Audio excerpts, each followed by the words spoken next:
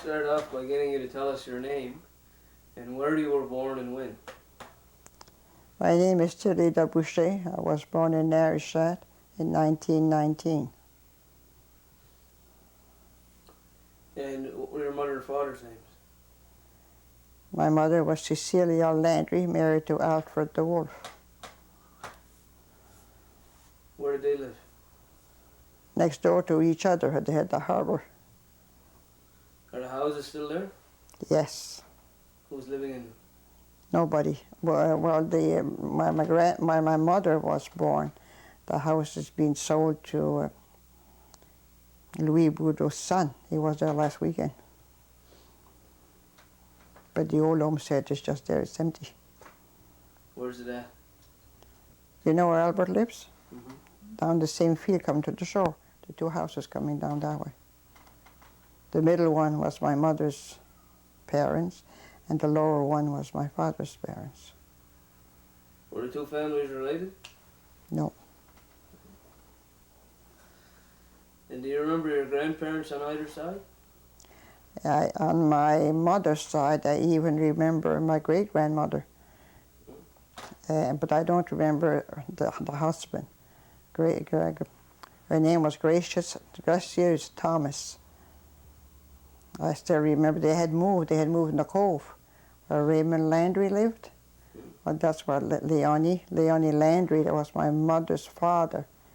And he moved down the cove with his mother-in-law's parents because they were sick.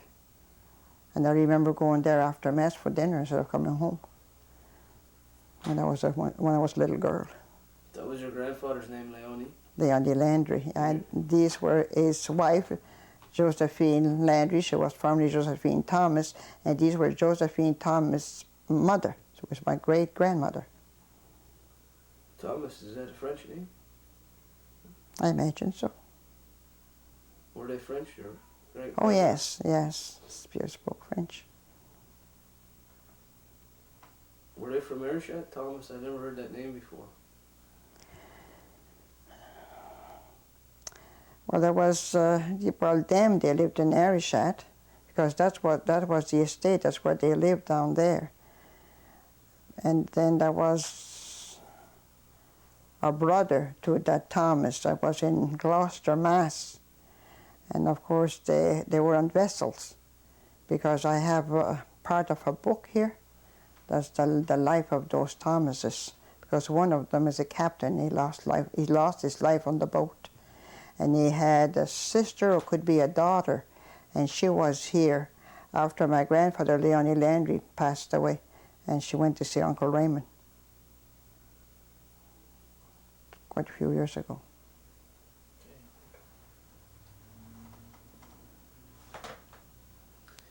Do you remember your grandparents on your father's side?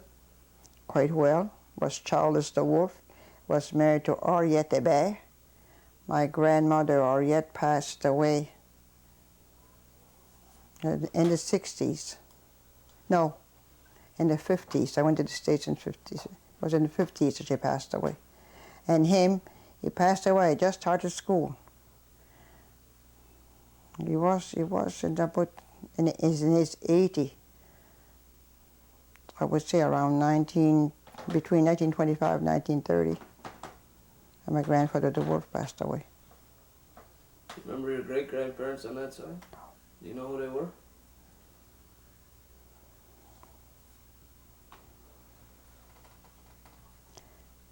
No, I have it written down, but I don't know it by heart. And what was your great-grandfather, your grandfather rather, his family, the Wolves, were they French? The old one, I guess 3 generations back, they came from Germany. But then his father was born in Albadam somewhere, and he had 3 sons. Charles was one of them, and Charles' brother settled one around New Glasgow, those places. The other one, he had a hardware store, and the third one settled in the States. Those were your grandfather's brothers? Brothers, so there were 3. So that we had 2 when my grandfather lived in Ayrshire. And your great-grandfather was born in Almadam? Yes. And his father came from Germany? his father or his father's father, I don't know. 3 generations back, we would be his father.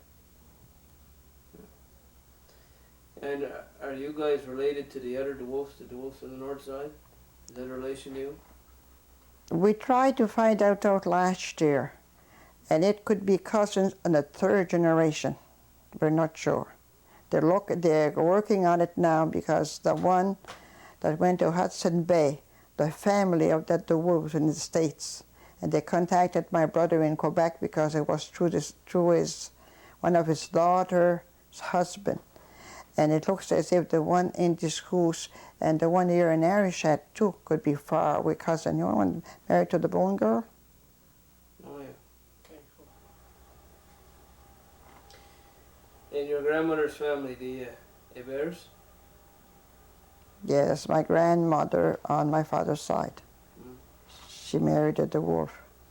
Can you tell me a little bit about her family? Well, she had 2 sisters married in Boudreauville, and Louise and Eugenie, and they were both married to brothers Boudreau. Louise was married to Geoffrey Boudreau, and Eugenie was married to John Boudreau. And Geoffrey Boudreau had a son by the name of Elec. Elec had a son by the name of Eulis, and Eulis had 3 sons, and Richie, that's an Arishat, is one of them. He just married to that, Richie, the school teacher. Oh yeah. And then my grandmother had 2 other sisters married in Discourse to Pertus. There was Dixina, married to Louis Pertus. He's the one that had the store, and that's the store today that's run by Armel LeBlanc's wife. That's the same building. Same building? Yeah. Maybe it was enlarged. It was the same building. And did she have any brothers? Well, there was this Hébert and another brother, Albert. Francis Hébert was the one who had a son by the name of Francis. It's in New Glasgow today. And she also had another brother by the name of Albert. That one went fishing for storefish. Was only 27 years old, and they claimed that by standing on the boat, he got pneumonia, and he died at the age of 27 anyway. And was she from Ayrshire? Your grandmother? Petit de Gras. And what about your own brothers and sisters? Well, I have 4 sisters. Clotilde was the oldest one, married to Roland Dwerong. They both passed away. And I'm the second of the family.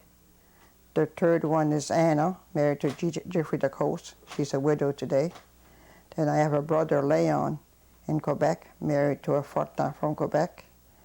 And then the next one is Mildred, married to a fellow from Petit de Gras, Hilaire Boudreau. And then the next little girl died. And then Albert is the baby, married to Annabelle Stone there.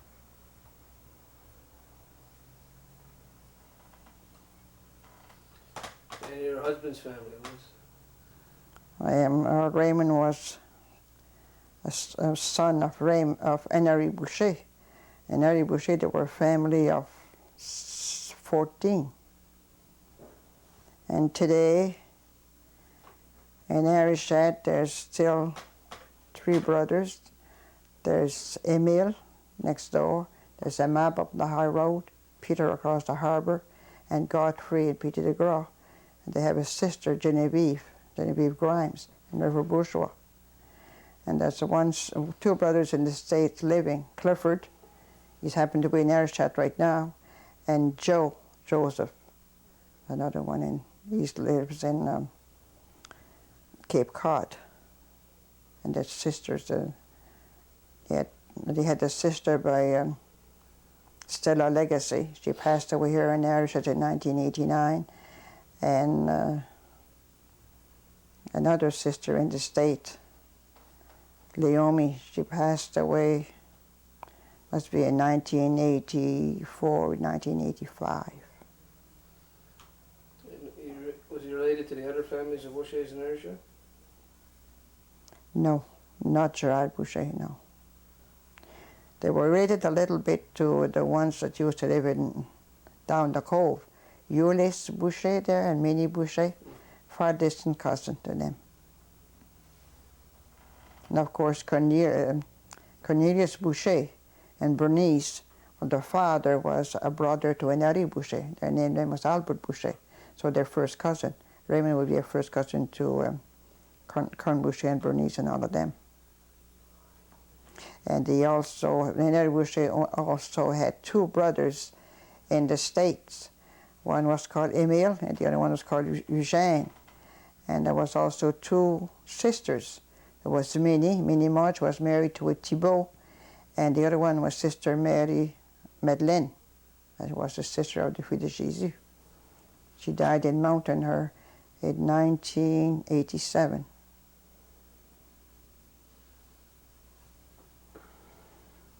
What were your people doing in Ayrshire? What was your grandfather's trade? My father, Charles the Wolf, bit of a fisherman, but as far as I know, he never had a motorboat. It was just with sail.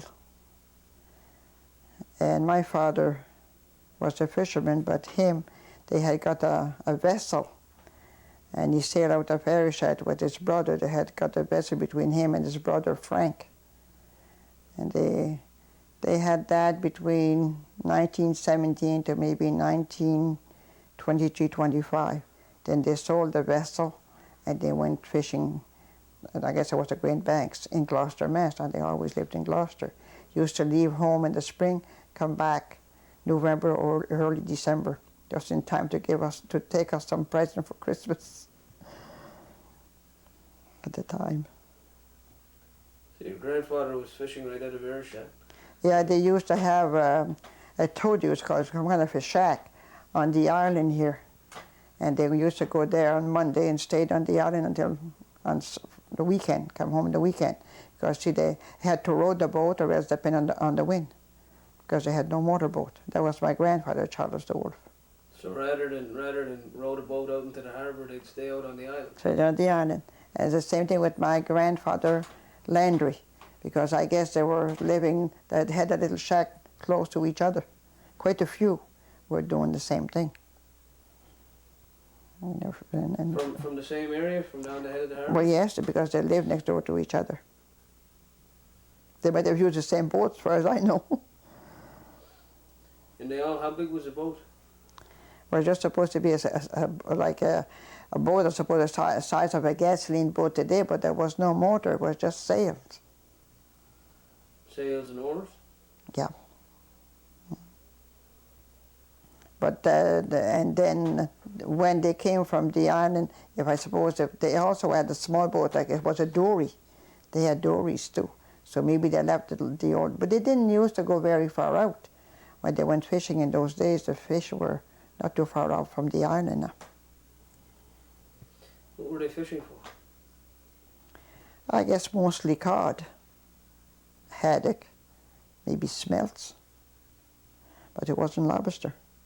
No lobster fishing? Not at that time, not them.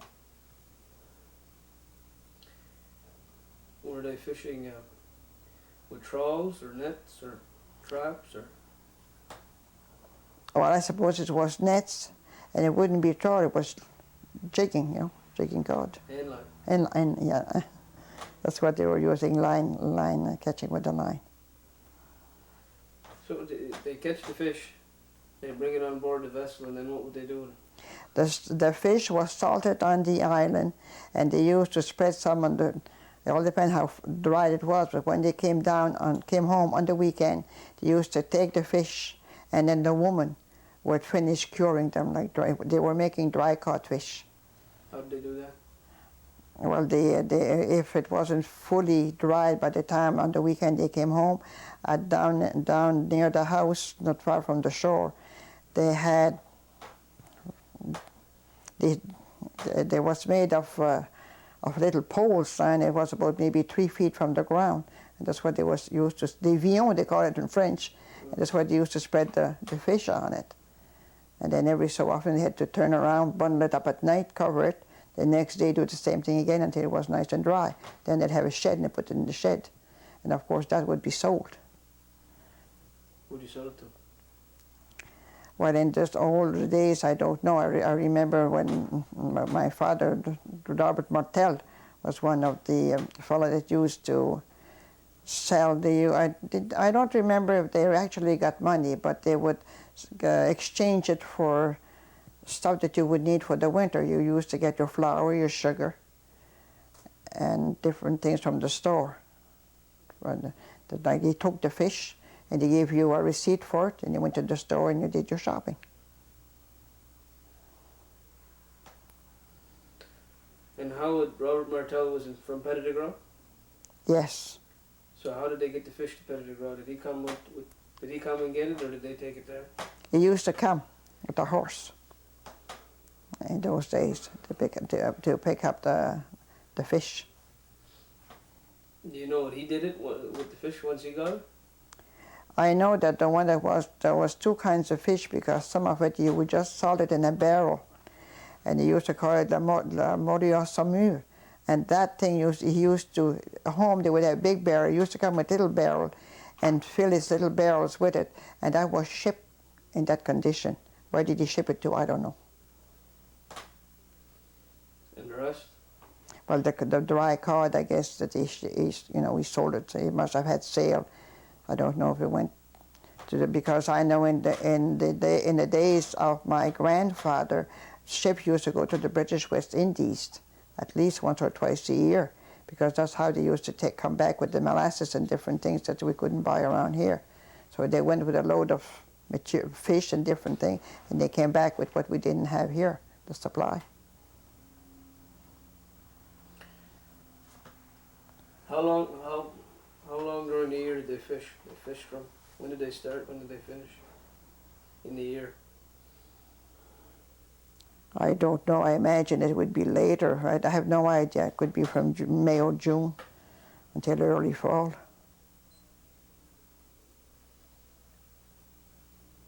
Was there any government regulations or restrictions on fishing at that time? Not that I know of. You said your father had a larger vessel. How big was his vessel? Oh, him was a good size vessel. I mean, he had to have papers and everything to run that boat. It was not a boat, it was an goélette. That's, those vessels that used to come years ago, they used to come from Gloucester here, they would settle. It would at least take 3 to 5 men. And then they would be fishing with trawls when he had that boat. And I mean, I was only about 5 years old, so that's 70 years ago. So how many masts were on? Or at least 3, because they had pictures of it home. Or there was a jib, and there was maybe 2 good-sized sails, and the other one was jibs. That's one in each end.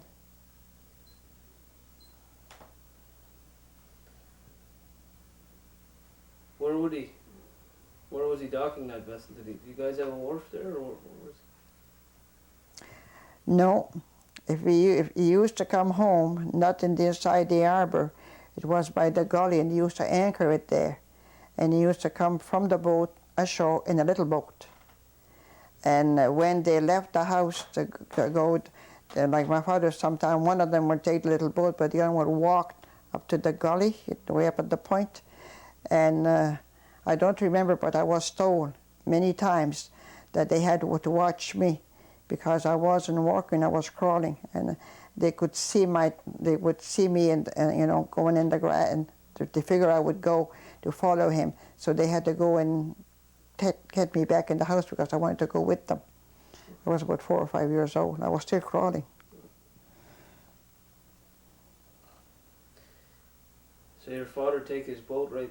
Who did he have on the crew? You said his brother was partner with him? Yes. Who else did he have? Was it his family? It was a cousin. It was a cousin with him. The 3. That's the only 3 that I know. There were 3 on the boat. Was your father the master? No, his brother Frank was the one in charge of it. And you said he had to have papers. Where did he Did he have to go to school, or where did he get the papers? Well, And I don't know, must have been in Halifax. Because my mother had them, I don't know what happened to them. And where did he buy the vessel? I don't know either. As a matter of fact, he had two. He got one, and I don't know how many years he had that one, and he had another one. So the second one was supposed to be bigger. so he had the vessel, and where would he take it? What was he? He was fishing with it. Where at? Where did he go to fish? Well, they would leave home and they would be away for a good month before they would come back. So they might be reaching what they call today the Grand Banks, I don't know. The boat would be big enough. And where would he take these fish to sell them? That I don't know. And how long in the run of the year would he fish? Spring and summer and fall? Well, it would be the spring and the summer. Early fall, everything would be over. Would he haul that boat up in the winter, or would he just leave it in the water? I'm too young to remember what he did with the boat. Because when he started going to Gloucester and staying there, fishing out of Gloucester, I was only about 10. And he had his own vessel before that. So he started going to Gloucester. Why? Well, he had met this fella, Alphonse Boudreau. And Alphonse Boudreau's father was Danny Boudreau. And of course, they were from Cape Ogata and was from Samacro. That's where those people came from. So he went to the States at an early age, and he had got vessels too, but they were bigger than what my father had. And he came down one summer with the vessel, and I guess they talked, Uncle Frank and my father, so that's how come my father sold his vessel, went with him and fished out of Gloucester for a number of years, and used to come home, like say, late in November and leave back in the spring. And it was the same thing year in, year out. And the last year he went fishing was when my youngest brother, or I think he went 2 years after my youngest brother was born, so that's up to about 60 years ago that he went fishing with this fella out of Gloucester. Then when that was all over, they retired and they came to Arishat, and they were all fishermen that fished out of Gloucester, 10 men. And they formed a committee or a group, and they bought the first trap. And they set the first trap out of Cape Ogata. Uncle Raymond was one of them. And there was a guy from Martinique, Duyang. He was the captain of the thing. And there was quite a few from down here. I don't know if Maraburo was one, but his son, that would be Lorraine Boudreau's father there. He was a member of it. But there were 10 of them. It'll take me a little time to know that there were, because I knew all their names at one time. And they had that trap here in the harbor for 10 or 12 years, maybe more. There's a time they used to have good-sized salmon. We used to get salmon. That was a delicacy for Sunday. They would stuff the salmon the same like you stuff a chicken. And that was really something. Whenever we had a salmon for dinner, it was quite an occasion. So how did the trap work? What was the trap? The trap was, they had a kitchen to that. There was a leader, I don't know what not. It was huge. When they put it on the shore, they used to spread that in the shore down the cove in some of the fields down there to dry it, because it had to be dry before they could, gather it all together for the winter. And they had a shed. It would be across from where Joe Boudreau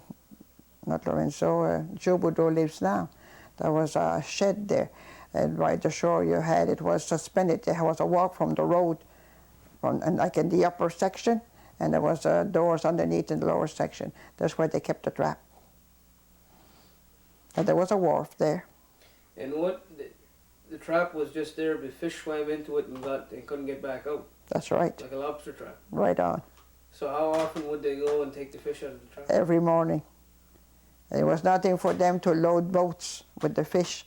And sometimes some of the fish they couldn't sell, like catfish, and maybe something that was too small. And I remember my father saying it was a sin. He says someday maybe the fish will be scarce because we're ruining the fish. And they had to go and dump that outside the island. They would be dead.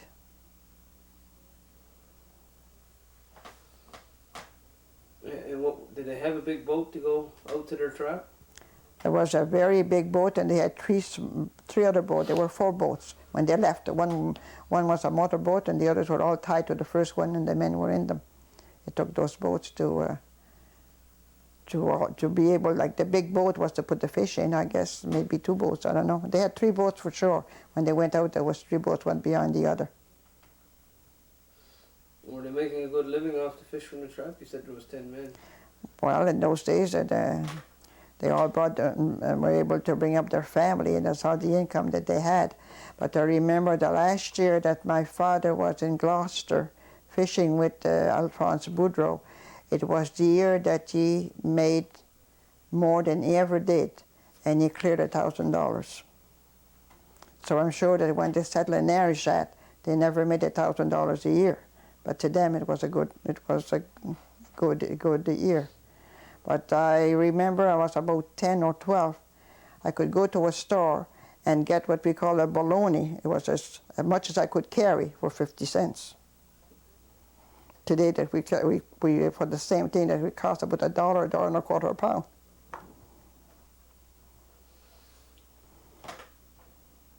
Was that the last thing your father was involved in, the trap? Yes. He retired after that. Well, he retired, but he had his own gasoline boat, and he caught fish for himself, and I mean, like a pastime. But I mean, if he sold some, maybe the odd fresh fish to somebody around Arishat. And of course, he had a garden, and we always had animals. When we were young, we were all home. He used to have 2 pigs. He used to kill a pig in the spring and one in the fall. So we didn't have to buy any. And he always had a calf to kill in the fall besides that. And sheep, we always had sheep, chicken, roosters. So all you had to buy was sugar and your flour. We always had butter, plenty of cream. Tell me about the gardening, I guess, first. The garden was for our own. Planted our own potatoes, turnips, carrot, parsnip, and string beans and peas, and then they dried a lot because they used to make soup in the wintertime with the dry beans and peas that they had got in the garden. What do you mean by drying? Drying, you just leave them in the garden until they dry, then you shell them. You just put them away and they last for as long as you have them. Where'd you store them? Any glass containers. We used to have jugs, 1 gallon jug, and put in the attic of the house. In the attic? Yeah, like the upstairs of the house. A lot of people told me they stored that stuff in the basement. Not the dry beans. Not the dry bean? No, the carrots and potatoes and stuff. That went in the basement. But for us, we always had the dry stuff in the house. And as a matter of fact, that you used to go in the fall, we used to get white flour, a 100-pound bag of white sugar, and a 100-pound bag of brown sugar, and a 100-pound bag of bran. And that was all put upstairs. There was a room upstairs that was just supplies. And we used to put all that in the same room. Did you have to store the potatoes and carrots and stuff in anything? Did you have to put them in sand or something, or sawdust? There was great big bins in the basement, and the potatoes were just put into that. But the parsnip and the carrots, he used to put that in clay. Like Raymond used to put it in sawdust. But my father, they just used to put clay. But the turnips, I mean, he just used to have to put the turnips in the bin. But the basement that they had, there was even a well in that basement, because in order to keep the cream, they used to have there was a can with 2 handles on the side, and they used to tie a rope to that and lower the thing in the well. So the cream was always, it got right nice and thick whenever you wanted some cream. Was always fresh. And he used, in the winter time, of course, he didn't use that. So on top of that, he had a big box or a piece of board to cover it up. I don't know exactly. And it's on top of the well that he kept his turnips.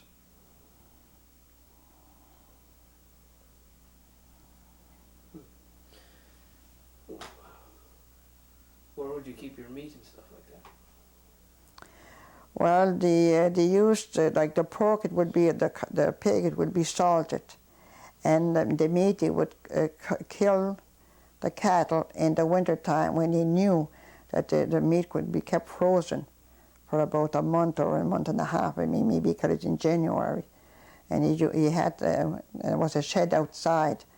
That's about all that he put in there, except some wood for the stove, and he used to just turn the carcass up, you know, and in quarters, and that was kept in there. He used to wrap that up with cheesecloth.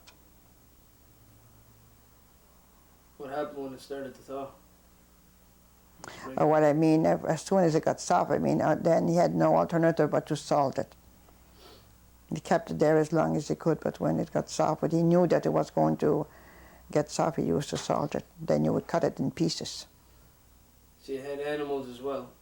You had a cow? He always had 3 cows. 3 cows?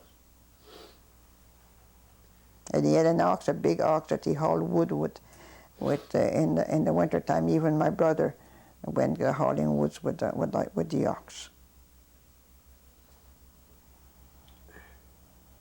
Why 3 cows? Did you have more milk than you needed for your own? Oh, we had a cream separator, and we had the cream. We made butter. We sold butter. We sold butter. We used to make it in big bowls, maybe 5 pounds, and otherwise it was molded 1 pound block. You sell a lot in a 1 pound block. People would come to the house to buy the butter, and the rest we sold at the stores, Hugh Brown, or Mrs. Albert Sampson.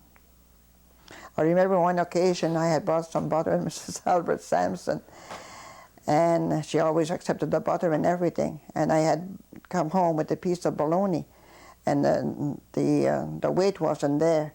So I went back to the store and I said that I didn't have the amount that I had paid for. And she asked me when the scale had been tested to see how did I weigh it. I says, I weigh my bologna on the same scale that we weigh our butter, and you never told me that the butter weight wasn't there. So of course she had to give me an extra piece of bologna. So you were making... was there anything else that you guys had that you were selling off the farm? When I started going to school, they had given me a patch, and I said I was going to sell some vegetables in order to buy my books. And I had planted of all things cabbages, and the worms got in my cabbage. But it was a piece of land near the shore, so I had to go every night at the shore, get a bucket of salt water, and kind of water my cabbage with the salt water. And I managed to kill the worms that were in the cabbage when they were right small, so then they got into a good-sized cabbage. But I wouldn't let them have any cabbage. My cabbage were for sale. You have sheep? Oh yeah, we had sheep. How many? Oh, I don't know. It was anywhere from 10 to 20. It varied because they killed the lambs during the winter time. Okay, they killed the old sheep. In the winter time, they used to kill quite a few. Like this, the bucks. Huh? They keep the female, but the male they would kill. Were you using the wool from the sheep? Yes. They would shear the sheep in the spring. Then that would be washed. We used to put that in burlap bags, and it used to go to Prince Edward Island. And you could get it spin the size that you wanted. And then it'll come back and the color you wanted. So my mother and my grandmother used to make socks with that, sweaters for us to go to school, and sweaters for the men too. But we never had any wool that we sold. And once we got big enough that we didn't need as many sweaters or socks, they used to make wool blankets. Make nice wool blankets with colored border and everything in them. Did they make other clothes? Yes, they made clothes out of material, because in those days we used to get flour in printed bag, like it looked like a gingham, little squares like pink and blue, and many a dress I had made with that material to go to school with. My grandmother, like Josephine Landry, that by that time lived in the Cove, used to come down home every fall for a whole week, and in the spring for a whole week. And during that week, she would have made the three girls dresses. So we had 3 new dresses every spring for the summer. We had 3 new dresses every fall, but the fall they were usually made of heavier, like a flannel material. Did she have a sewing machine to do that work on? Oh yes, we always had a sewing machine, but you had to pedal it with your foot.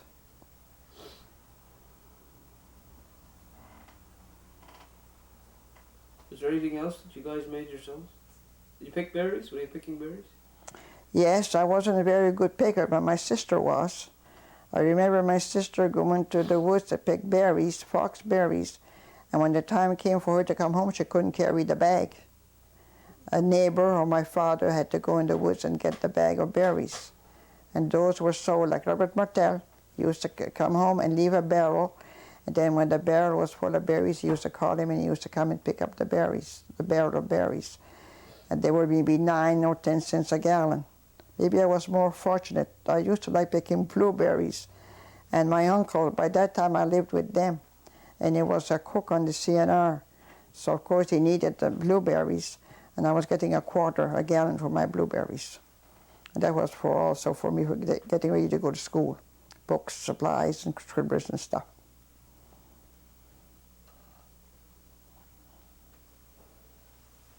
Did you do anything else like that to bring in money to the house? But this was money for ourselves. Yeah.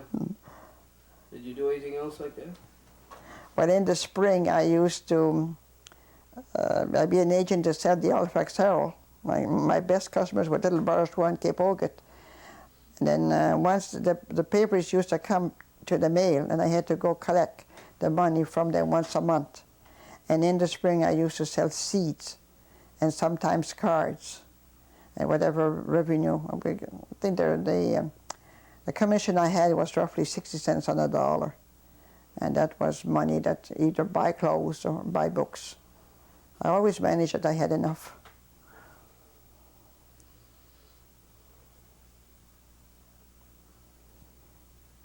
Were you eating a lot of fish at that time?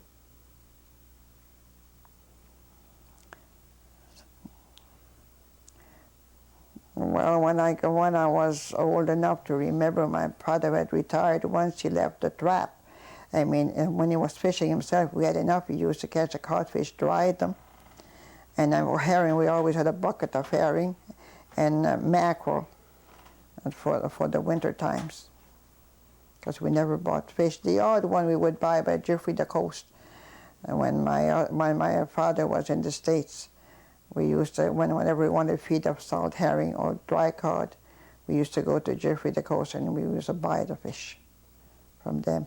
They didn't live there. That's Albert the Coast's grandfather.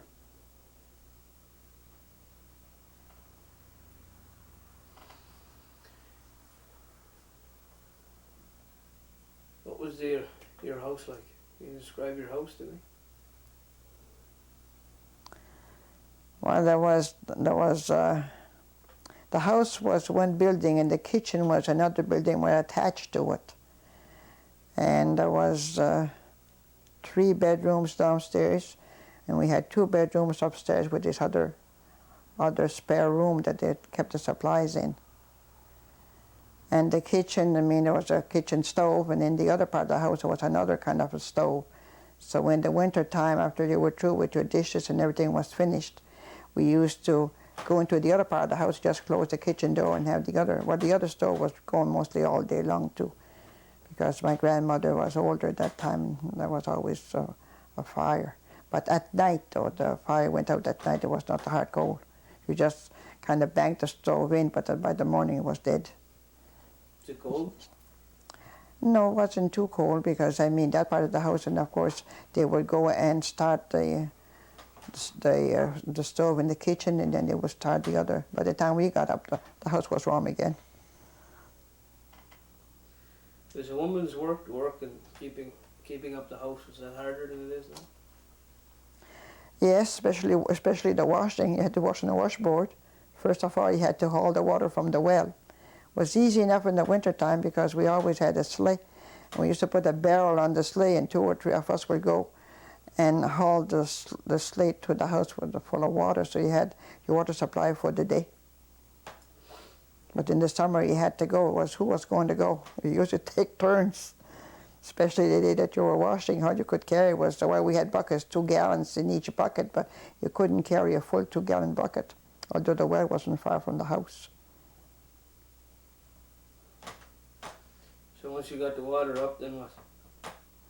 Well, we had a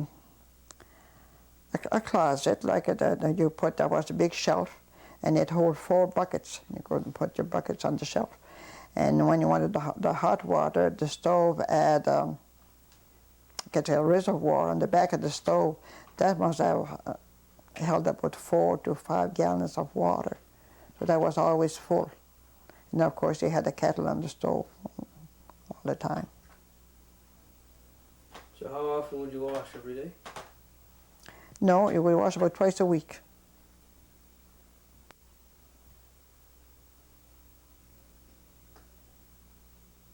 And how often would you clean the house? Well, the 2 oldest girls, our job was the scrubbing. We had to scrub every Saturday. The one who was scrubbing the floor had to clean the stove. You had to use black polish. So, of course, by scrubbing afterwards, your hands would get clean. And I mean, the other one, it was not stainless steel. Our forks and spoons were used that it would blacken. So the other one would clean up the forks and the knives, and that one would wash the dishes every Saturday. And then when we did that, we used to make a cake or some pie. But we started with the cake or muffins. They would do that on Saturday. And that would be the one who was doing the dishes.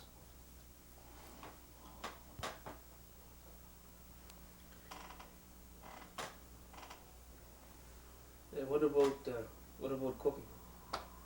Is cooking more of a chore than it is now?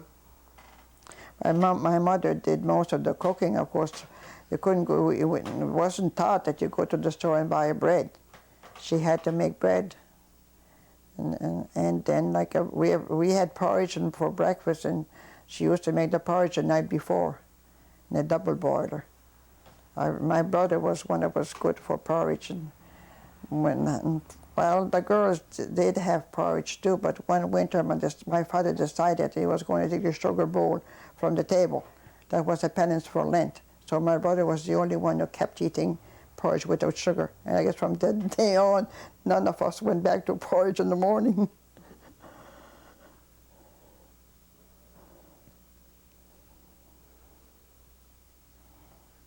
Was there anything else that was difficult about doing the housework? You said you had to haul the water.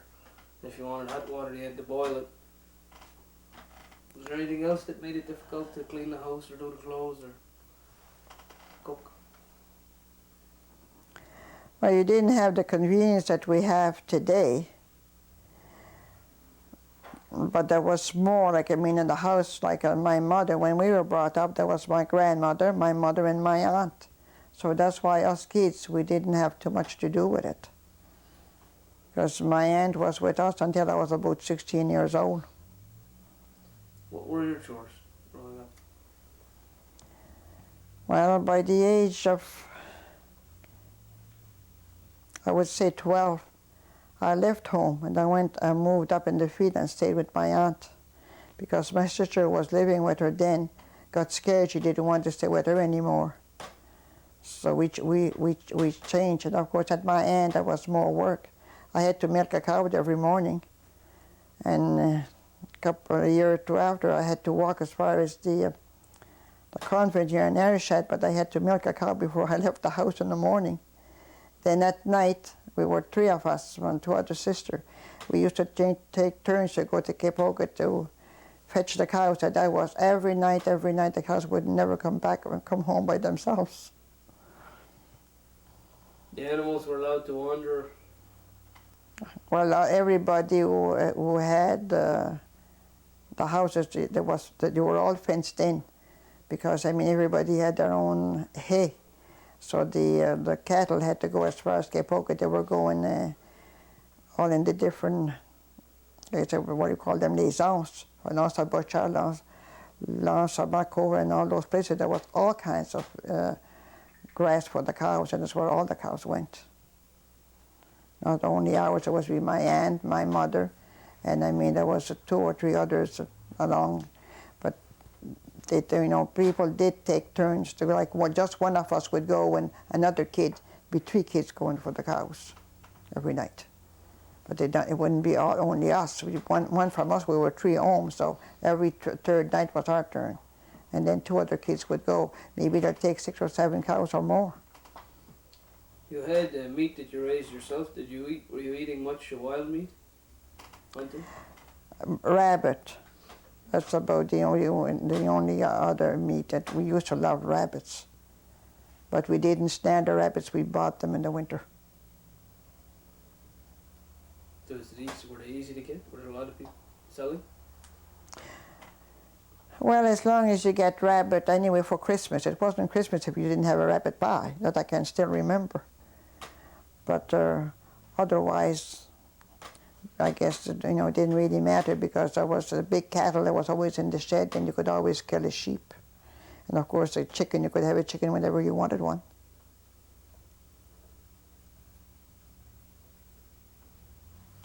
Did you always have enough food? Oh yes. And the same thing like on a Friday. On a Friday, I mean, it was always, that was my mother's cooking. She always made us a deep apple pie. And in the summer, it would be a blueberry pie in a great big square pan.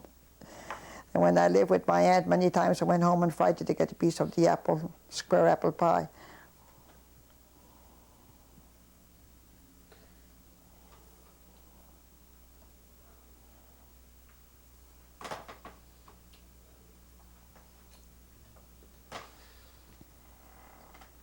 Where were you going to school?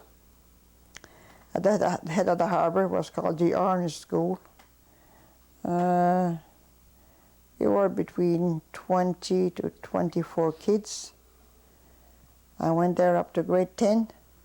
Then I went to the convent school. And I had to walk. In the winter, many times I crossed on the ice in the morning. When I came home at night, the ice was gone. And otherwise I had a boat. I had a rowboat. And if I went to school at high tide, there was a long rope, and I would just tie the boat on a rock and let the boat adrift. So when I came home from school, I knew that I wouldn't have to push it too far. Did you row as far as the church in Ayrshire? No, we rowed across the head of the harbour. Then I had to walk 3 miles, 2.5 anyway. And after doing that, after I made my grade 12, I got a permissive license, and I went and taught school at the head of the harbour for 1 year. Then I went back to school for commercial after that. Why did they call the school at the head of the harbour the Orange School? Orange section, yeah. Where did the name come from? I don't know. What did that include? Did that include Boucher-Aug, or was there another school? No, there was a school in Boucher-Aug. They included Little Boucher-Aug, and I mean like the road going to Peter de Groix, there was no houses, but there's a house now at the crossing there. It was an Edward, Inglis Edwards. And we had a brother Raymond, but Inglis went to school there, and Teresa Edward from Little Boucher-Aug. And then the other kids from Little Boucher-Aug, there was Jean-Baptiste Coast and a few more there. And of course, there was fires in Early Boucher's house. There was no house at the end there. How far did they come this way? As far as the last house is Uncle John now. They didn't come on this side. Alcide Marchand at the head of the harbour. Yes, it came as far as what's there now? Leo Martel. Well, Leo Martel is living there. That was his father. Leo Martel came to school. I went to Francis Martel. As a matter of fact, they came to school to me the year I taught. Francis and Alphonse Marchand came to school to me. So that's as far as that section and Little Boucher-Aug. And of course, Edwards and Petit de Gras was the only house. How many kids did you say there was? Well, roughly between 20 and 25 kids. Where was the school at? The school was right across from where Anita lives today.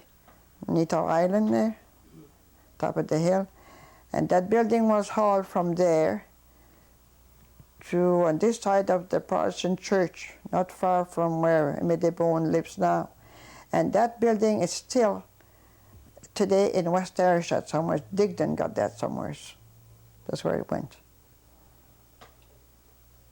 And I remember the year I taught school, the kids, like one girl, and they all was asking to go out. And one day I caught on what was going on, and they had jars underneath the school with little frogs in them. There was a pond in the back. They had got them in there. They were going out to see if they were still alive. Water in the jar. It was just one room school? One room school, and we taught, the year I taught, I had from grade 1 to grade 9, except grade 8 and grade 5. Who were they taught by? Another teacher? Was teacher. Mm-hmm. How was the building heated? With a round belly stove, and poor Danny Boudreau, he was hired for so many months there, from October, I guess, to month of March. And he used to lit the stove, get it going. And otherwise, it was up to the teacher to bring him paper, something to start the fire, and some wood. And we always had coal in the shed up by the school. And of course, we had to sweep the floor. We had, if the windows had to be washed, that was with some of the girls, the kids, they used to help me. And we used to scrub the floor at least once a month. It was a hardwood floor, and I mean, it was not painted, nothing, it was just plain hardwood. It was never seen paint or varnished. And there was three great big windows, but the windows did open. On the sides, the middle one didn't open. Did you have anything in the school? Did you have like a little library or globes or? We had no globes, but we did have a few books, but they would be books, like little story books. And then there was a shelf in the corner, and we had a kettle, and the kids used to take turns to go to the well, fill the kettle with water, and this was our drinking water. Everybody had to have their own cup. So they wanted to have to drink. And of course, otherwise we had a little outhouse. That's where they had to go, and I guess I was Eaton's catalog. There was no toilet paper.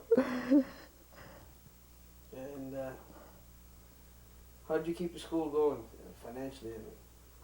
Well, there was a trustee of the school, and I guess there were 3 trustees and a secretary.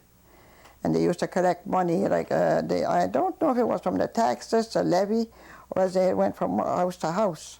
But when I taught school, this first year, all I had was, because I didn't have, it was just on a permissive license, $100 grant in December and $100 grant in June. And before I had that in December, I decided maybe it would be good to have a little concert. And I got put a little concert in the Barbara Campbell had come down to play the piano in between the pieces. And that was held in the building now that they have, what they call it here, that they just opened there, across from the bank. The old municipal building, they gave it a name. That was there upstairs, we had that concert. And the last pay that I got from Electario, he was the one who was the secretary that had the money in charge whenever. The last payment I got that, I think it was either $10 or $20. It was 7 or 8 years after I had taught school. I was working in Halifax. He came to my sister's place and he gave me my last payment. So that's how long he had to wait to get paid in those days. That was the money coming from the taxes. Was there any functions, other functions out in the school building itself? Did you guys have dances in there or anything? Whist party. Used to have whist party, and sometimes was followed by a dance several times during the winter. That? A whist party, that would be playing cards. Playing, like they was called a whist. You used to change from one table to the other. So, I mean, the older people would go home. That may go from, I don't know, 7 to 9 or 10. And then you'll be allowed to dance for an hour or two after that. They would pay to go to the dancing. But just a dance, I don't remember, they just had a dance.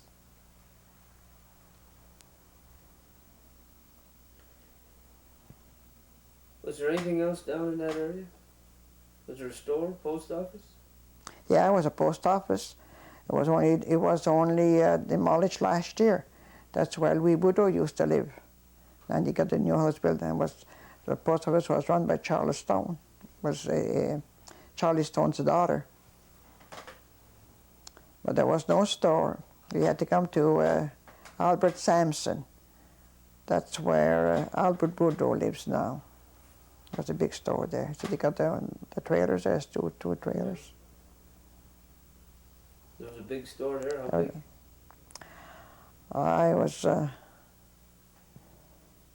It was fairly big. I would say that, okay, the one you have here today for Julius LeBlanc, it would have been about, but not counting the back, just when you go in there, the first section, it would be about half of that, because there's the office hall in the back. And then upstairs there was a house, and they live upstairs. And alongside there was another little house. It was all attached. That was the maid, and they used to board the school teacher. And there was 2 bedrooms on that little side. And the dining area was in that little house. And the store, in the back of the store, I think was their kitchen. And then there was room upstairs. What happened to that building? It was demolished quite a few years ago. The last one that bought that was Hull. He was married to Emma Boudreau. Emma was, you may remember Emily. Emma was Emily's sister. Where was Albert Sampson from? Was he from Ayrshire, from down there? Well, he had Albert Sampson. He had a brother by the name of Raymond Sampson. And Raymond Sampson had opened the store in Peter de Gros. But where they came from, I don't know.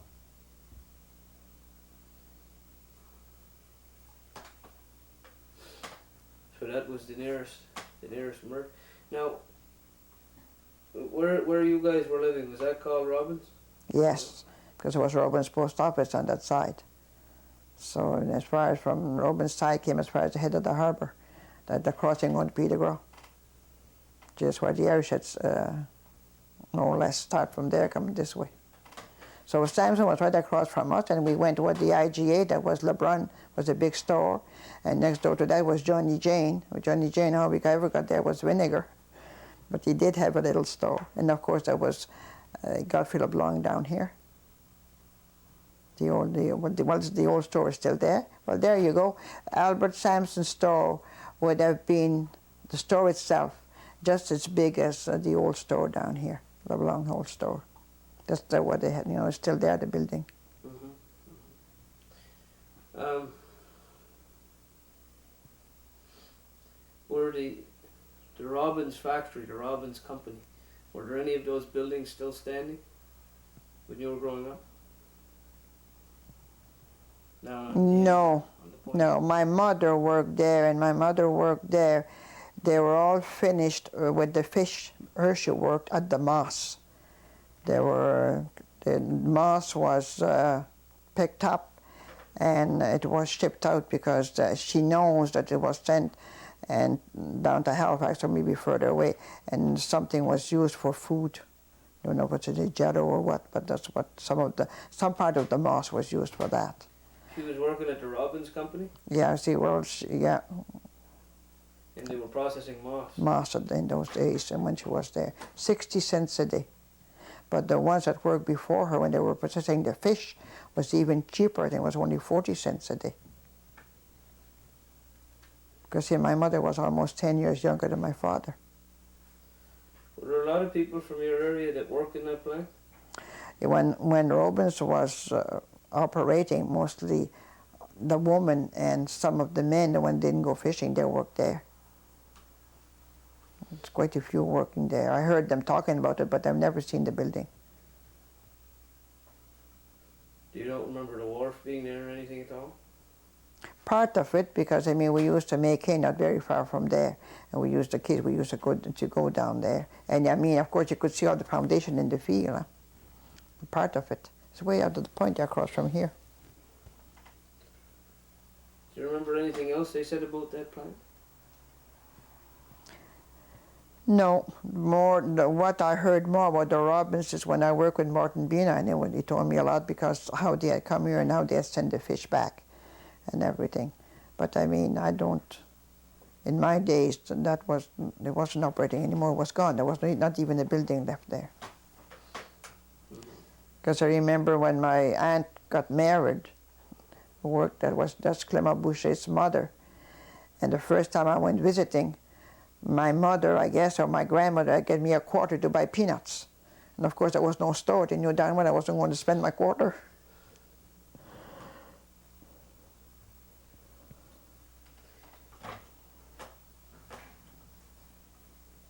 What were the roads like at that time?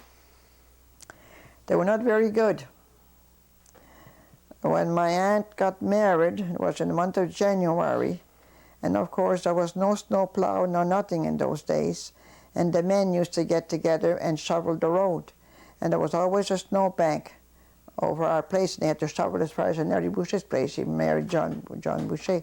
So they shoveled so far, and they put planks. So the car went over the planks. And I know that Julius LeBlanc was the best man, and there was only his car and another car. There was only two cars. That was a wedding party, I guess.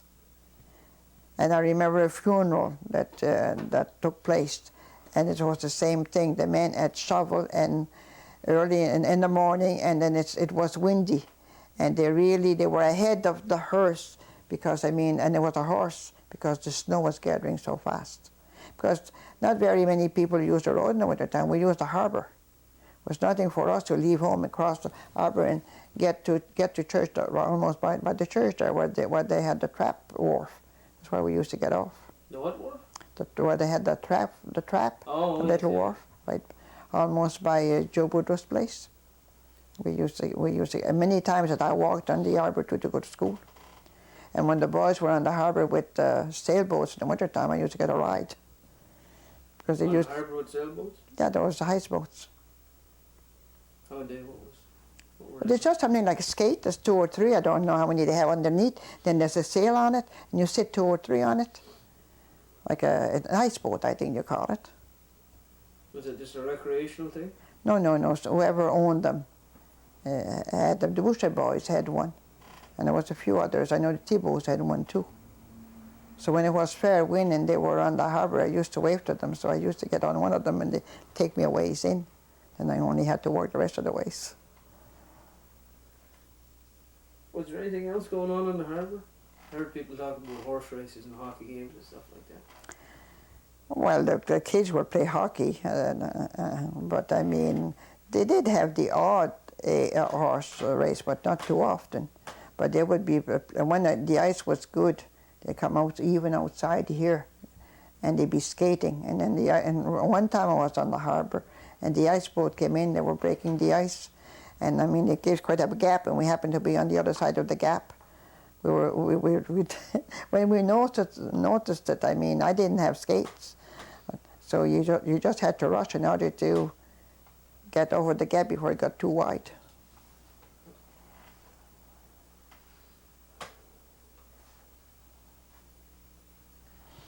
Was there a newspaper at that time? Well, we had the Richmond Record, and of course the Halifax Herald came because that's the one I used to get subscriber, and I would collect from them once a month, and they would come to the mail. The papers would once come a week, the Herald? I don't know, the Herald, the Richmond Record was once a week, but the Herald, I imagine, was on a daily basis, but I used to collect once a month.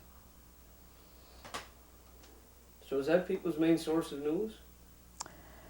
We had a radio. I remember my uncle had a radio, it would be the size of a TV today. He might have been the first one in the community because we used to have people coming quite often at night to listen to the radio. But the little table radio they had, the people had them. Is that before we got the electricity? Yes, because those were run by batteries. When I went to school, I had kerosene lamp. I went, they only had lights after I went to Halifax and worked, and I came home. We had to study by kerosene lamp.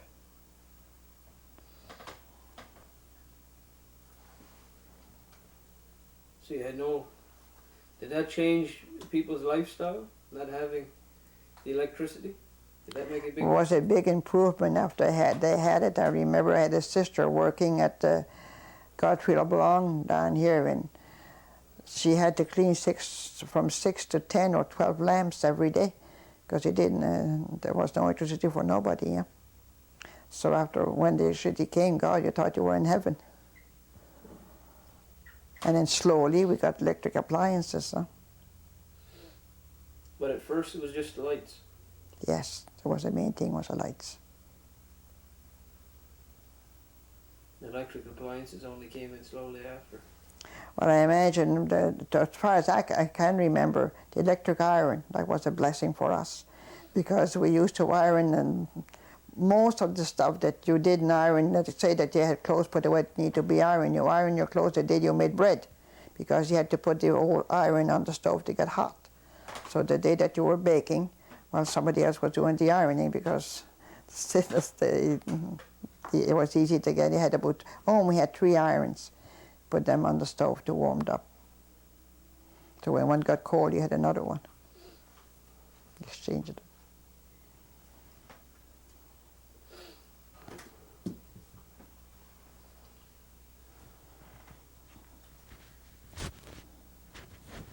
How far would you travel? You said you had to go. You obviously had to come in there. You had to go to the store. How often would you be going to the store? Well, I don't imagine we had to go too often, because there's not too many things that you needed. You had your flour, you had your sugar, you had your butter, you had your meat, you had all your vegetables and that. So whenever you had eggs to sell or butter to sell, you would take that over. And then you never had money for those things. What I can remember, they give you a slip of paper, and if you didn't use all the money that day, you could come another day and buy whatever you needed. What else would you be going to Ayrshire for? The doctor, go to church? The doctor, go to the bank, and How things often like would you have to go to the bank? People now go to the bank at least once a week. Oh no, it wouldn't be that often. Whenever you happen to, maybe if you ordered something from the catalog, you had to put a money order when the money went, and then there was a refund or something coming back, but you went to the bank for that. And if you were lucky enough that you had relatives in the state that sent you some money, well, you went to the bank to cash your check. Whatever, that's what I can remember. Did you go to the doctor often? And whenever you were sick, we were always fortunate enough to have 2 doctors in town. It was Dr. LeBlanc, Hemi de LeBlanc, and Dr. Deveau. Hemi de LeBlanc was near us. Was he your doctor? Well, most of us, the Albert was the only one that was delivered by Dr. LeBlanc, and he's the only one that was registered in Halifax.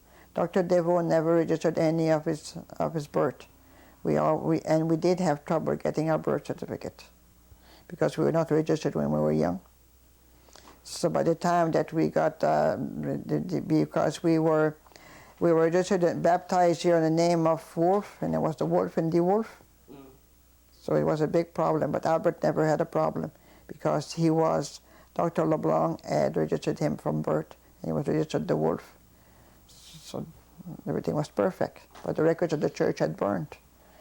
And when they copied them, they didn't put the Wolf, they put Wolf.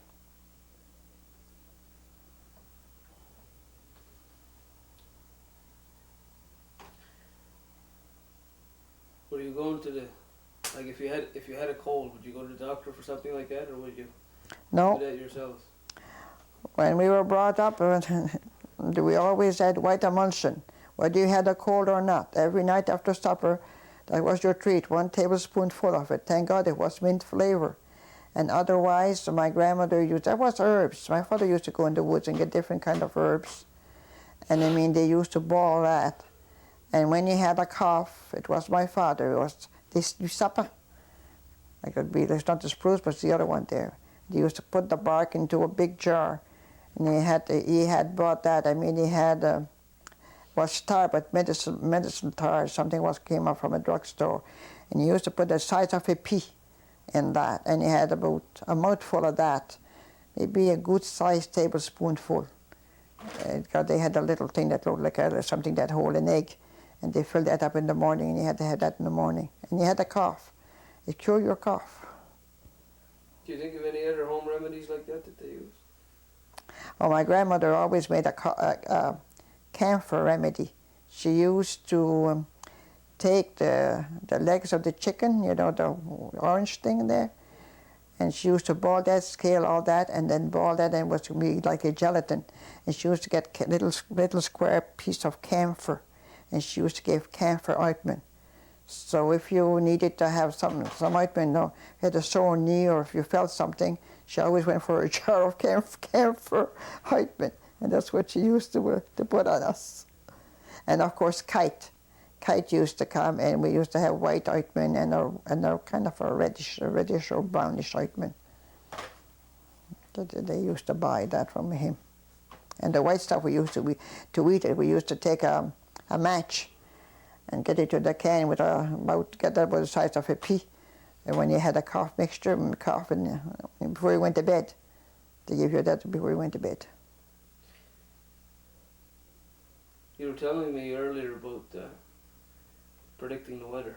Did you tell me that story again? Well, the old people were good for that. They used to look at the moon, and if it was going to be windy, they could tell by looking at the moon. And they could also tell whether it was going to be windy or what, the way that the sun would set at night.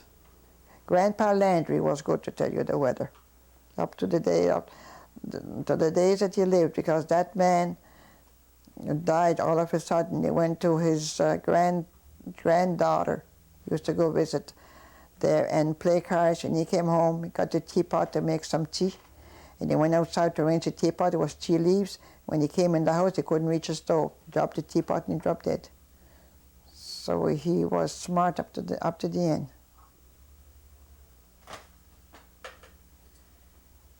And do you know what they look for in predicting the weather? It was they lost, they used to call it. It was like something that they pied de vent, they used to call that too. Right, tell me about planting. You told me some advice on planting, when to plant. When to plant? Well, I mean, as far as they used to have Charlie Marchand came with a horse, and he used to turn the sod, so it always be in May. We had a holiday. It was a queen's birthday, so the kids stayed home. So we had to put the potatoes. The horse made the cotton. We put the potatoes. But as far as the gardening was concerned, it was all done by hand. And whatever went into that, when your seeds, whatever grew in the ground, like onions, potatoes, carrots, parsnips, all that kind of stuff, they watched the moon. But for potatoes, it really didn't matter, because they cut the potatoes at the dark of the moon. So of course they came and planted whenever there was a holiday. Those potatoes could be cut almost a week ahead. But that was planted at the dark of the moon, and then when the moon was growing, the light of the moon, they planted everything that grew above the ground. Beans, peas, cauliflower. Well, they didn't plant cauliflower, but the cabbage would come into that. And you told me about the rain in the month of May. Did you tell me that story? Rain? There was a certain day that it rained in May, and then it would rain for 30 days in a row, but it wouldn't rain all day. It would be just a shower, but it would be a shower within the 24 hours. But in the month of May, my grandmother was very faithful in collecting snow. We usually have snow in the month of May, and that would be melted into a Pyrex bowl or an earthenware bowl. And that she would keep that, and whenever you had sore eyes during the year, that was to wash your eyes. But after we got the electric iron, when the time came that you use an iron with water, that's the only water we ever use in an iron. Today we use the tap water. But the first iron that we had, I mean, they thought it was best. Why? Today I suppose there'd be too many chemicals. In those days there wouldn't be any, not as many as today, but I don't know. They really had a lot of faith into this mere water, because if you had a sore even, you wash yourself with this water. But I know they kept it in a bottle home from one year to the other, and it was as clear, like the following May, if they would throw this out and fill the bottle again. And that water was as clear the day that they throw it out as the day that they put it in. It never got clouded or anything.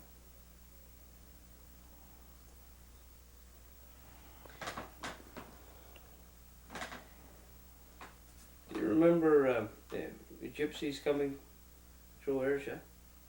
No, I remember the Indians used to come with their baskets. Did they ever camp out up your way? Oh, yes. Cabernet Point and going towards Boucher-Aug. They used to come with baskets. That would be like a berry picking time. They would pick berries then. Because there was, and they used to save some, because some of the straws they would make the basket with, they used to tell us that the red was, they used the berries for a tint. And they had all kinds. I remember they had some you could put combs into them. They called them the truss. And they made the, fancy basket. Not only big basket, they would be the smaller basket. And there come the Indians. There'd be the father, the mother, and the kids. They had those wigwams. They make a fire. You could smell them from a distance when they came home. And what were their baskets made out of? Well, they made them. I mean, at home during the winter times. They made them from sliver of woods. I guess that's what they use. They cut the wood in certain ways. What did people use them for? The Indian baskets. Well, I know home we had some to put clothes pegs in. We had some to put a big basket that they would put blankets in in the summertime when you didn't need them. And of course, there was fancy basket that you would hang up, like say,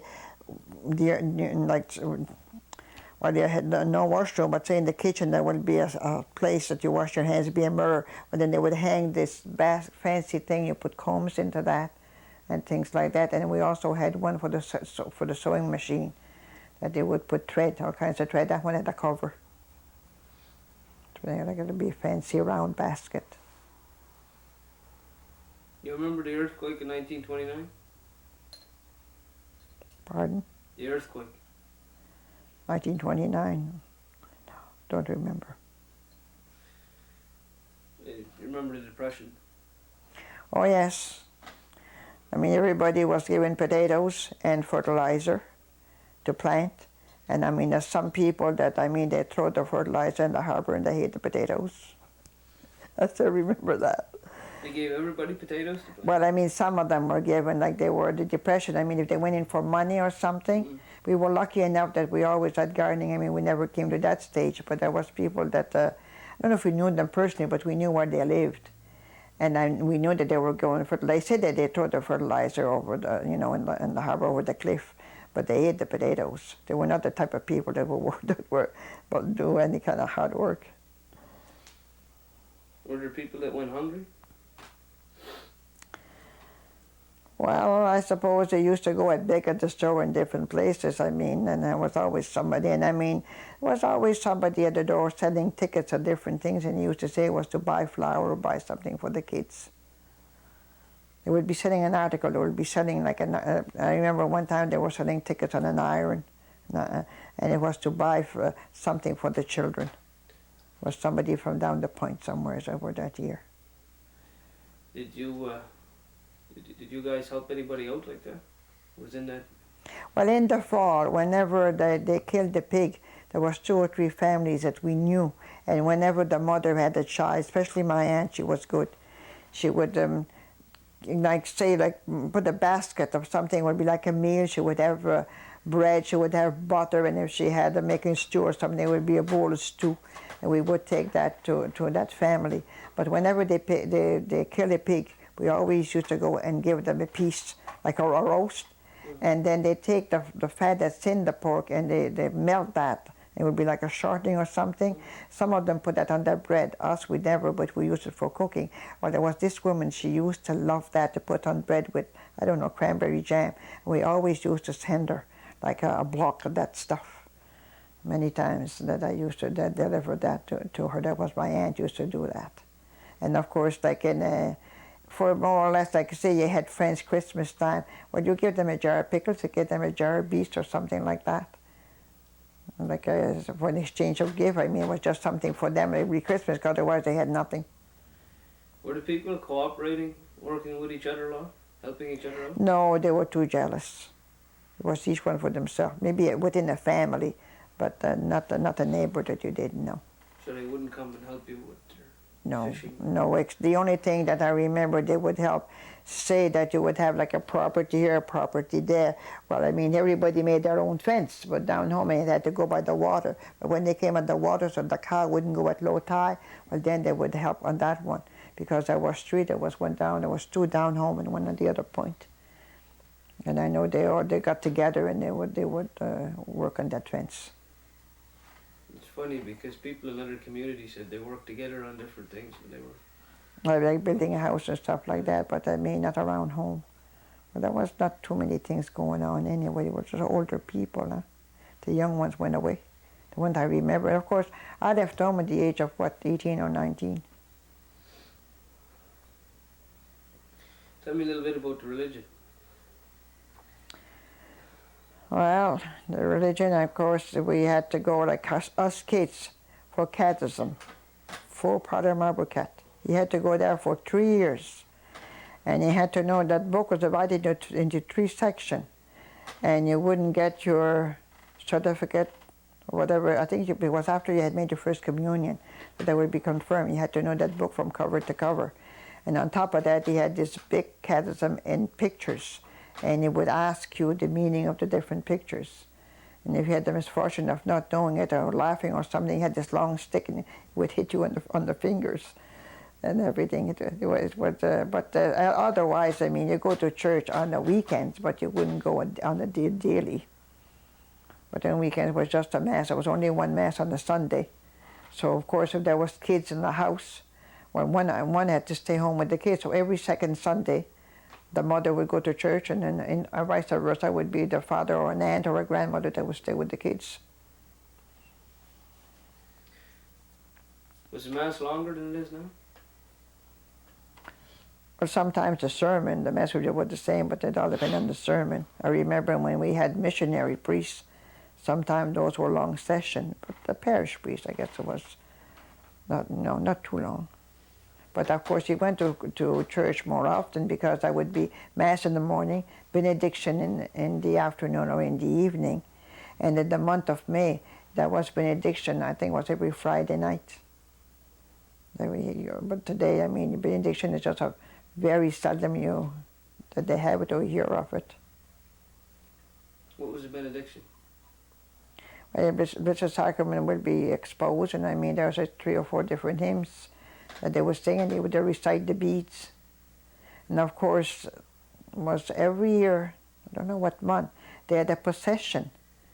They would go around the church somewhere, go to the canon and come back again. And they would carry what the Blessed Virgin Mary, she was into like a little a bouillon. Be like 2 at this end and 2 at the other end, like a 2 thing would take one person and the thing would be in the middle. They used to carry that, and the priest and everybody in procession besides that. And there was a certain day in June, instead of having the Blessed Virgin in this, they had the Blessed Sacrament. They have it now at the Holy Thursday in church, but they would do that a certain day there outside. There was a Monday in June. Down as far as the cannons. The cannon come back up the hill. Would people come out to watch? Oh, everybody did. Everybody was in procession. Everybody came out and followed them. Everybody in the church. Then you go and got back in church to your places. Was Did you like the old Mass better than the new, or? No, give me the English Mass. In those days it was Latin. At least English, you know, you understand what you hear. Was there a special celebration for Assumption Day? Yes, today would have been an holy day. Today you would have had to go to church. There's quite a few holidays that's been taken out. December the 8th was another one. What was that? Immaculate Conception Day. December the 8th, it would be a day of Blessed Virgin Mary, the same feast day as today, August the 15th. But I mean, even the bank would have been closed for an hour or two during the Mass, and everybody went to church. Another day that everybody went to church was the day after Halloween. It would be the 1st of November, or the Toussaint, All Saints Day. Because I remember, you know, as kids, were anxious to find out who had been in mischief the night before. You would know if anybody got soap in their windows or anything like that, or anything broken, eggs or something. Because it was a day that you had to go to church, the 1st of November. And the second, which is the All Souls Day. I mean, I know we went, but I don't think that you know, it was restricted that you had to go. Would the stores and stuff close down? On a weekday like that, like a day like today, I mean, the stores would be closed during Mass because people actually would go to church. But by the time you walk down, I mean, the stores would be open. Were you allowed to work on those days and on Sundays? Something that would be like, say, in the summertime, if a farmer had some hay and it was going to rain, well, you were allowed to work at the hay. But I mean, it wouldn't be allowed to wash clothes on a Sunday because you can't do that on a weekday. But something that that you would lose on it if you didn't do it on that day, you were allowed to do it. What about fasting? Well, fasting for people of age, they had to fast. Just a light breakfast and a big dinner and a light supper. And I mean, they had to do that all during Lent. And I think that's why so many people had trouble with their stomach, because after all, they ate so much at dinner time because they knew and they couldn't eat in between meals. Because fasting in those days was only a couple of ounces in the morning, and I think it was about 6 ounces or 8 ounces at night. That's your whole meal? That was your own meal. And of course, you had your big meal at noon. When I worked even in Halifax, there was one girl, she said to me, there's no problem, she says, a box of cornflakes, 8 ounces, you can't eat it all in the meal. She had, you know, she had something light. But the priest more or less expected you when you were a certain age to fast. If not every day, I mean several times a week anyway. And of course, no meat on Friday. That was year round.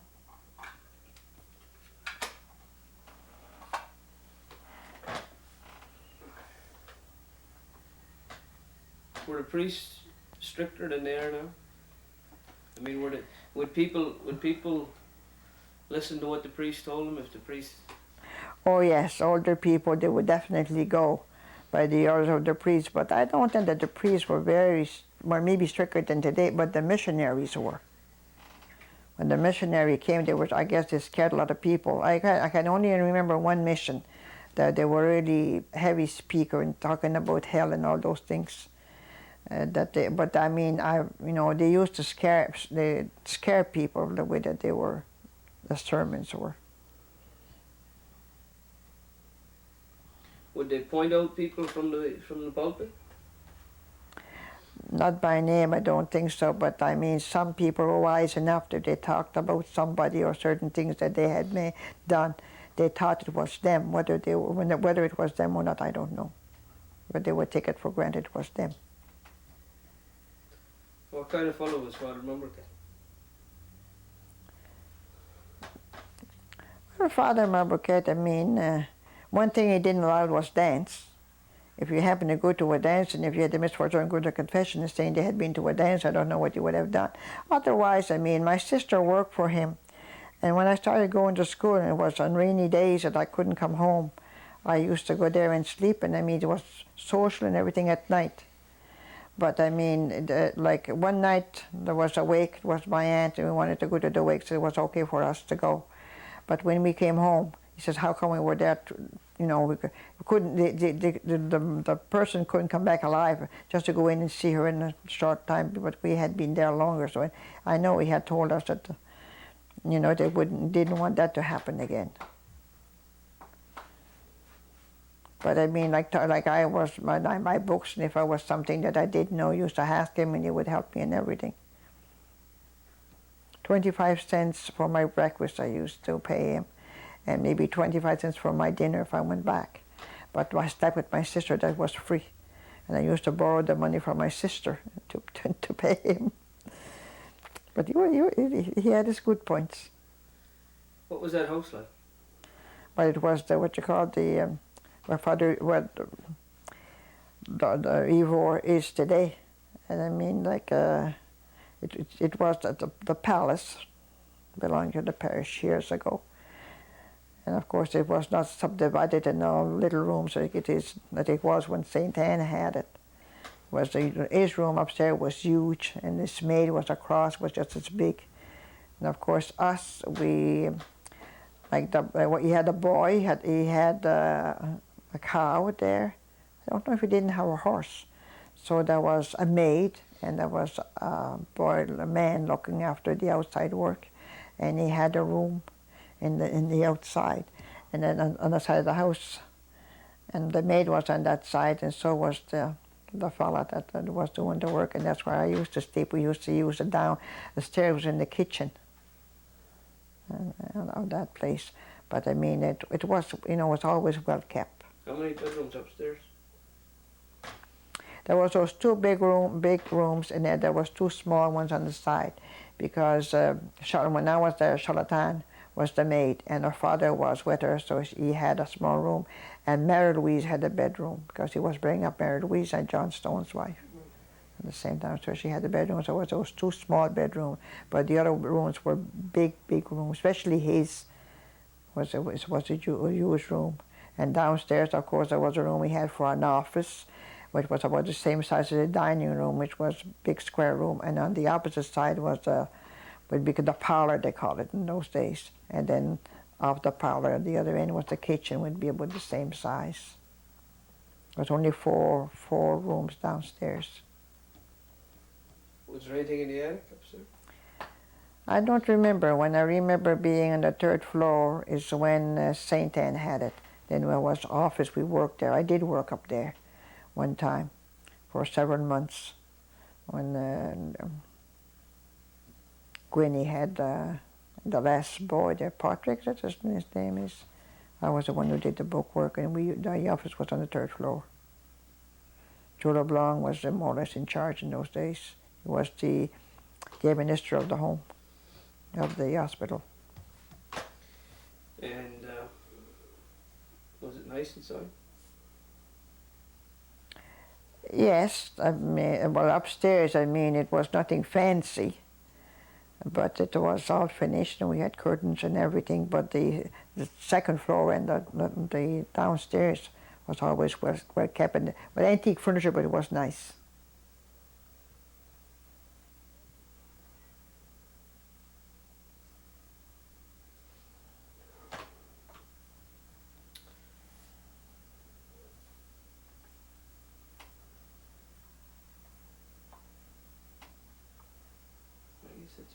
Oh, politics. Was politics then different than it is now? Do you notice any difference? Well, all I can remember of politics that we had two doctors, and I know Dr. Devoe was for the Liberal Party, and Dr. LeBlanc was for the Conservative Party. But otherwise, I don't know much about politics. What were they at your place? God only knows. Because I don't know. But I know I know Dr. Devoe was a doctor up to Albert, so whether they were on that Liberal for those years, I don't know. And I know when my mother died last year, she was Conservative, but what was she in between or before, I don't know.